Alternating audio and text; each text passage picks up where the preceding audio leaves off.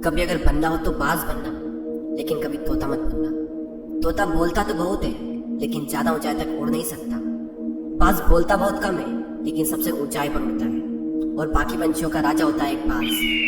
आज मैं आपको 5 ऐसे पॉइंट्स बताऊंगा जो कि हर इंसान को बाज से सीखना चाहिए और लाइफ की बहुत बड़ी लर्निंग है इन 5 पॉइंट्स में। पहला लेसन, ईगल फ्लाई अलोन। बाज अकेले उड़ता है और बाकी पंछियों के मुकाबले सबसे ऊंचाई पर उड़ता है। बाज अकेले उड़ेगा, लेकिन कभी भी चिड़िया और छोटे पंछियों के साथ नहीं उड़ेगा। बाज हमेशा या तो बाज के साथ उड़ता है या फिर अकेला उड़ता है। और इस समय ये सीख मिलती है कि छोटी सोच वाले लोगों से हमेशा दूर रहें और अकेले रहो, क्योंकि यही वो समय है जब खुद को जानने का असली मौका मिलता है।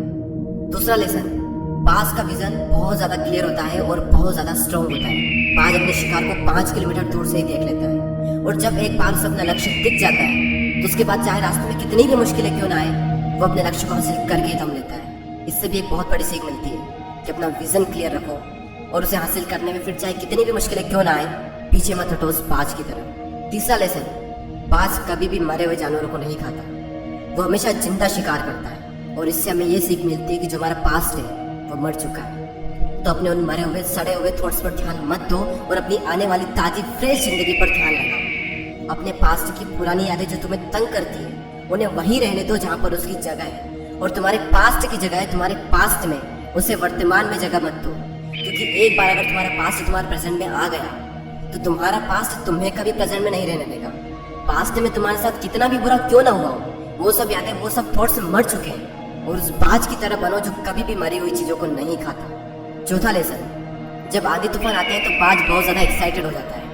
जब बारिश होती है तो सारे पंछी छिपकर बैठ जाते हैं, लेकिन बाज को बड़ा मजा आता है। जब तेज हवाएं चलती है तो बाज उन हवाओं के सहारे और तेजी से ऊपर की ओर उठता है और ऊपर उड़ते उड़ते इतना ऊपर उठ जाता है कि बादलों से भी ऊपर पहुंच जाता है। और इससे भी एक बहुत बड़ी सीख मिलती है कि मुसीबत में मजा ढूंढो।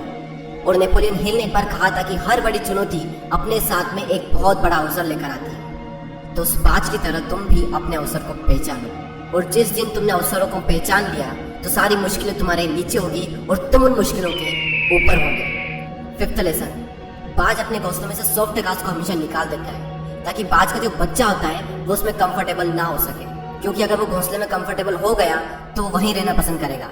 लेकिन बाज ऐसा कभी होने नहीं देता। बाज एक पंछी है और उसे भी ये बात पता है कि there is no growth in comfort zone. लेकिन हम तो इंसान है ना, और इंसान होने के बावजूद भी कई सारे लोग इस बात को समझते ही नहीं। आप जितना ज्यादा कंफर्ट जोन में रहोगे, आपकी लाइफ आने वाले टाइम में उतनी ही ज्यादा अनकंफर्टेबल हो जाएगी।